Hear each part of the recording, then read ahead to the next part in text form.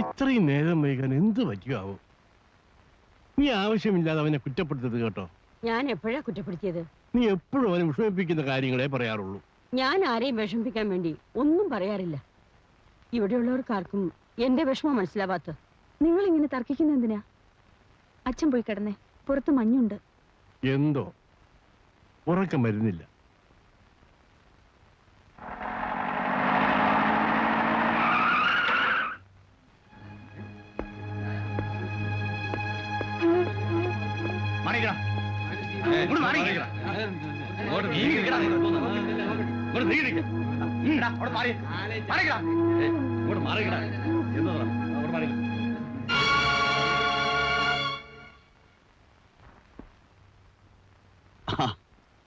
ഒറ്റയ്ക്കേ ഉള്ളൂ.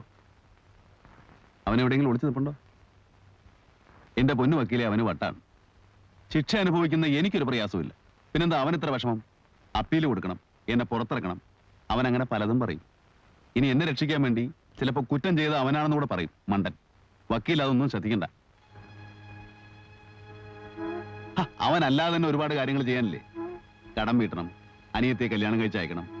ഇതൊക്കെ നമ്മൾ പറഞ്ഞു കൊടുത്തേ തീരുന്നു വെച്ചാൽ എന്ത് ചെയ്യും? വക്കീൽ ഇവിടെ വരെ വന്നുകൊണ്ട് പറയാ, ഇനി എന്നെ കാണാനായിട്ട് വരണ്ട എന്ന് അവനോട് പറയണം. ജനാർദ്ദൻ ഇനി വരില്ല. ഇന്നലെ രാത്രി അയാൾ ആത്മഹത്യ ചെയ്തു. ഇന്ന് രാവിലെ റെയിൽവേ ട്രാക്കിലാണ് ബോഡി കണ്ടത്. രാത്രിയിൽ ഏതെങ്കിലും ട്രെയിനിന്റെ മുമ്പിൽ എടുത്തിയാടിയിരിക്കും. തന്നെ അയാൾക്ക് വലിയ ഇഷ്ടമായിരുന്നു.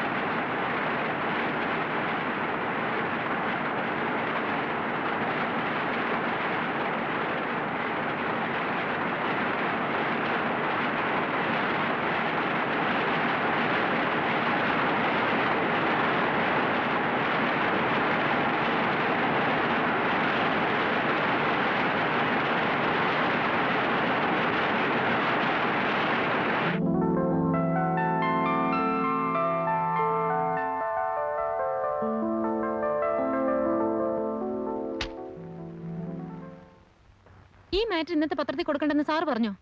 പറഞ്ഞു. നാളെ ഇത് കൊടുത്തിട്ട് ഒരു കാര്യമില്ല. അപ്പോഴേക്കും എല്ലാ പത്രത്തിലും വന്നു കഴിയും. വരട്ടെ. എത്ര കഷ്ടപ്പെട്ടിട്ട് എനിക്കിത് കിട്ടിയെന്ന് സാറിന് അറിയോ? മറ്റാർക്കും ഇത്രയ്ക്ക് ഫോട്ടോസ് കിട്ടിയിട്ടില്ല. മനസ്സിരിക്കൂ, ഇതിലിത്ര അപ്സെറ്റ് ആവാനൊന്നുമില്ല. ജേർണലിസം പഠിച്ച് പുറത്തു വരുന്നവർക്കൊക്കെ തുടക്കത്തിലുണ്ടാവുന്ന ഒരു ആവേശമാണിത്. വിഷമം പിടിച്ച വാർത്തകൾക്ക് പിന്നാലെ പായുക, ചൂടാറുന്നതിന് മുമ്പ് പ്രസിദ്ധീകരിക്കുക. അത് തെറ്റാണെന്നാണോ സാറ് പറഞ്ഞു വരുന്നത്? തെറ്റാണെന്നല്ല, പക്ഷേ സ്ഥലവും സന്ദർഭവും മാറിപ്പോയാൽ അത് തെറ്റായിട്ട് വരും. മാനസിക്ക് മനസ്സിലായില്ല?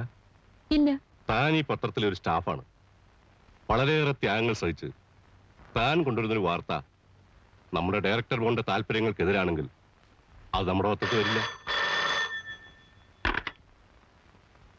ഹലോ, അത് എഡിറ്ററാണ്. ബെൻ എഴുതിയ? അതെ, ശരണാലയം. അതിന് സാഹിത്യ അക്കാദമി അവാർഡോ? ആയിരിക്കുമല്ലോ. നല്ല നോവലായോണ്ടാണല്ലോ അവാർഡ് കിട്ടിയത്. ഗ്രന്ഥകർത്താവിന്റെ ഡീറ്റെയിൽസ് ഒരു 5 മിനിറ്റ് കഴിഞ്ഞ് വിളിക്കൂ. സർ, ഞാൻ അന്നേ പറഞ്ഞില്ലേ ഇത്തവണത്തെ അവാർഡ് ശരണാലയത്തിനായിരിക്കുമെന്ന്. എന്ത് ശക്തമാണ് ആ ഭാഷ. അത്തരം ഒരു തീം നമ്മുടെ സാഹിത്യത്തിൽ ഉണ്ടായിട്ടേ ഇല്ല. Really fantastic. എവിടുത്തുകാരനാണ് ഈ ബെൻ? അതറിയില്ല. ആദ്യത്തെ നോവലായതുകൊണ്ട് പത്രക്കാരൊന്നും അയാളുടെ പുറകെ പോയി തുടങ്ങിയിട്ടുണ്ടാവില്ല. ഡീറ്റെയിൽസ് ഒന്ന് കളക്ട് ചെയ്യണമല്ലോ. 1 സെക്കൻഡ്.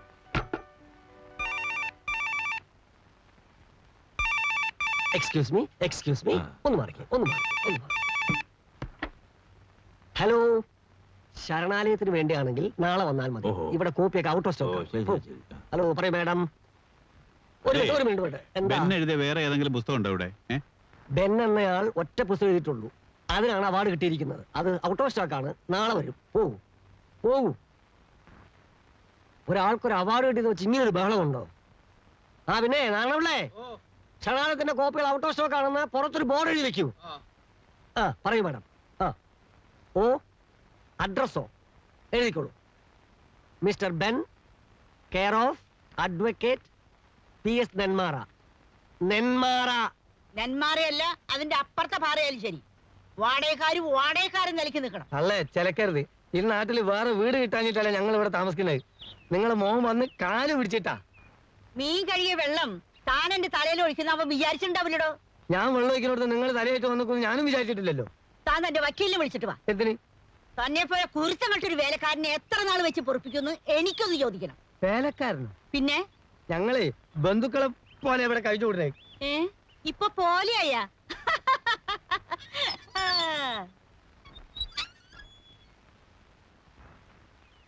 ആരാ?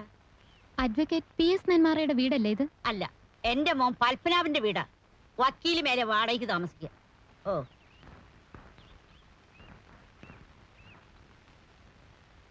മിസ്റ്റർ, ഞാൻ പറയുന്നത് നിങ്ങൾ മനസ്സിലാക്കണം. വീണ്ടും വീണ്ടും ഫോൺ ചെയ്താലൊന്നും ഇല്ലാത്ത ബെന്നിനെ ഉണ്ടാക്കിയെടുക്കാൻ എന്നെ കൊണ്ട് പറ്റില്ല. അയാൾ എവിടെയാണെന്ന് എനിക്കറിയില്ലേ. Please don't disturb me. എന്ത് വേണം? അഡ്വക്കേറ്റ് ഓഫീസിൽ വന്ന് കാണണം. See I am getting late. ഞാൻ മലയാള ബന്ധു പത്രത്തിൽ നിന്ന് വരികയാണ്. നിങ്ങൾ എവിടെ നിന്നായാലും ശരി, ഇപ്പൊ സംസാരിക്കാൻ പറ്റില്ല. സർ, ഞാൻ ബെന്നിനെ ഒന്ന് മീറ്റ് ചെയ്യാൻ വന്നതാണ്. മീറ്റ് ചെയ്യാൻ പറ്റില്ല. സർ, ആരാണ് ഈ ബെൻ? കുട്ടി, നേരം വെളുത്തപ്പോ തൊട്ട് ഇതേ ചോദ്യത്തിന് പലരോടും മറുപടി പറഞ്ഞ് ഫെഡപ്പ് ആയിരിക്കാം ഞാൻ. ബെൻ താമസിക്കുന്നത് ഇവിടെയല്ലേ? ആയിരിക്കാം, അല്ലായിരിക്കാം. പക്ഷെ അയാളെ കാണാമെന്ന് ഒരാളും വ്യാമോഹിക്കണ്ട. Kunhikkanna breakfast ready ആയില്ലെന്ന്. അത്ര പെട്ടെന്ന് റെഡി ആവുന്ന സാറും വ്യാമോഹിക്കണ്ട. എന്തിനാ നിൽക്കുന്നത്? സർ, ഞാനൊരു ജേർണലിസ്റ്റ് ആണ്. അതിനുമപ്പുറം ശരണാലയ എന്ന നോവൽ എഴുതിയ ബെന്നിന്റെ ഒരു ആരാധികയാണ്. ഞാൻ എത്ര നേരം വേണേലും കാത്തിരിക്കാം. സാർ എത്ര വഴക്ക് പറഞ്ഞാലും അദ്ദേഹത്തെ കണ്ടിട്ടേ ഞാൻ പോകൂ. ഓഹോ, എഴുത്തുകാരനോട് ആരാധന തോന്നാൻ മാത്രം ആ പുസ്തകം അത്രക്ക് ഭയങ്കരമാണോ? സാർ വായിച്ചിട്ടില്ലേ? ഞാനോ? എന്താ കുട്ടിയുടെ പേര്? മാനസ. മാനസക്ക് ബെന്നിനെ കണ്ടേ ഒക്കൂ അല്ലേ? I will be grateful to you. എങ്കിൽ സത്യം പറയാം, മാനസ ബെന്നിനെ കണ്ടു കഴിഞ്ഞിരിക്കുന്നു. ഞാനാണ് ബെൻ. കുട്ടിയോട് ഈ രഹസ്യം ഒളിപ്പിക്കാൻ തോന്നുന്നില്ല. ദയവ് ചെയ്ത് ഇത് മറ്റാരും അറിയരുത്. ഇന്റർവ്യൂക്കാർ സ്വരം തരില്ല. I M A leading criminal advocate. കേസുകളുടെ നൂലാമാലകളിൽ പെട്ട് വട്ടം കറങ്ങുമ്പോൾ ഒരു റിലീഫിന് വേണ്ടിയാണ് ഞാൻ എഴുതി തുടങ്ങിയത്. ബെൻ എന്റെ തൂലികാനാമമാണ്. എനിക്ക് വിശ്വസിക്കാനേ കഴിയുന്നില്ല. ആദ്യമൊന്നും എനിക്കും വിശ്വാസം ഉണ്ടായിരുന്നില്ല എഴുതാൻ കഴിയുമെന്ന്. അവാർഡ് കിട്ടുമെന്ന് തീരെ പ്രതീക്ഷിച്ചതുമില്ല. Saranalayam is a great work. Yes yes. Sir, എനിക്കൊരു ഇന്റർവ്യൂ. പിന്നെ ആവാം, അതൊക്കെ പിന്നെ ആവാം. പുതുതായി വല്ലത് എഴുതുന്നുണ്ടോ? രണ്ടാമത്തത് കഴിയാറായി. പേര്? പേര് നരിച്ചീറുകൾ. തീം എന്താണ് സർ? തീം അത് ഈ നരികൾ ചീറുന്നതും ഒക്കെ ആയിട്ടുള്ള ചില സംഭവങ്ങളാണ്. നരിച്ചീറുകൾ. നരി ചീറുന്നതോ? അത് നമുക്ക് പിന്നെ കാണാം. സാറിന് ഇഷ്ടപ്പെട്ട പാശ്ചാത്യ എഴുത്തുകാരൻ ആരാണ്? പാശ്ചാത്യം ബെൻ കിങ്സ്ലി. അതുകൊണ്ടാണല്ലോ ഞാനും ബെൻ പേരിട്ടത്. ബെൻ കിങ്സ്ലിയോ? അത് ഗാന്ധിയിൽ അഭിനയിച്ച നടനല്ലേ? അല്ലല്ല, അത് വേറെ, ഇത് വേറെ. നമുക്ക് പിന്നെ കാണാം please. Sir,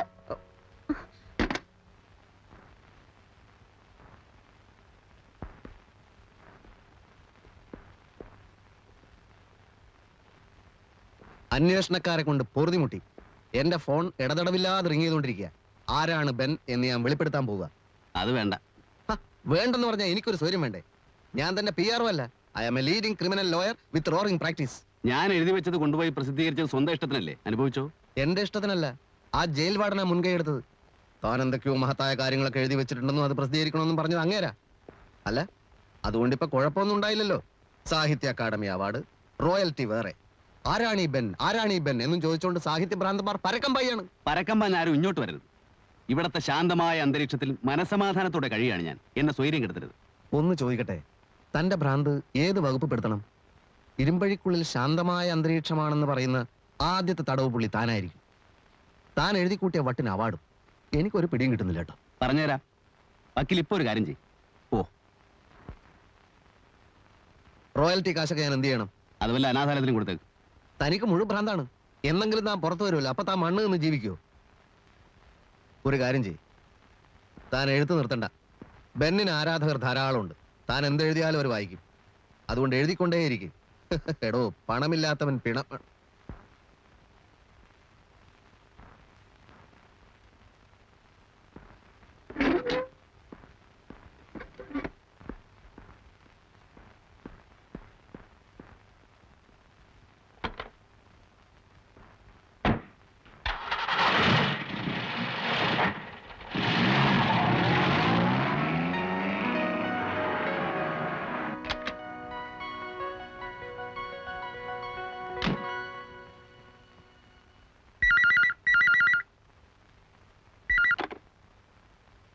advocate PS Nenmara here. എന്താ മാനനഷ്ടോ? ഓ, മാനസ. എന്തുണ്ട് കുട്ടി വിശേഷങ്ങൾ? പ്രധാന വിശേഷം, ബെന്നിനെ ഞാൻ കണ്ടു. ജയിലിൽ കഴിയുന്ന അദ്ദേഹത്തിന്റെ പേര് നരേന്ദ്രൻ എന്നാണ്. ഇനി ആരെങ്കിലും അന്വേഷിക്കുകയാണെങ്കിൽ സാർ കറക്റ്റ് ഡീറ്റെയിൽസ് കൊടുത്തേക്കൂ. പിന്നെ നരിച്ചീറുകൾ എന്ന നോവലുണ്ടല്ലോ, അത് സാർ സ്വന്തം പേര് തന്നെ പ്രസിദ്ധീകരിച്ചാൽ മതി.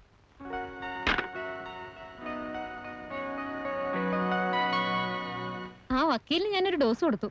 അതുകൊണ്ട് കാര്യമായില്ലോ. ഇന്റർവ്യൂ എവിടെ? ഇന്റർവ്യൂ എന്ന് പറഞ്ഞപ്പോ എന്നെ കാണാൻ പോലും അദ്ദേഹം സമ്മതിച്ചില്ല. പിന്നെ നോവൽ വായിച്ചിട്ടുള്ള ഒരു ആരാധികയാണ്, വ്യക്തിപരമായ കാര്യങ്ങളൊന്നും ചോദിക്കില്ല എന്ന് ഉറപ്പ് വരുത്തിയിട്ടാ മുമ്പിൽ വന്നത്. ആ, എന്നാൽ ആ വിവരങ്ങൾ മാത്രം ചേർത്ത് നമുക്കൊരു ബോക്സ് ന്യൂസ് ആക്കാം. അത് വേണ്ട സർ.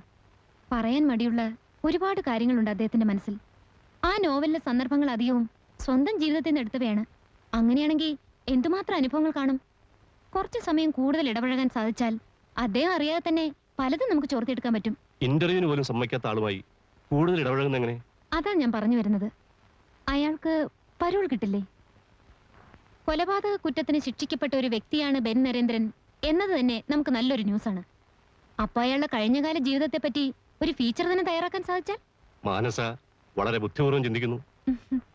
കുറച്ചു ദിവസത്തെ പരോളിന് അയാൾക്ക് പുറത്തിറങ്ങാൻ പറ്റിയാൽ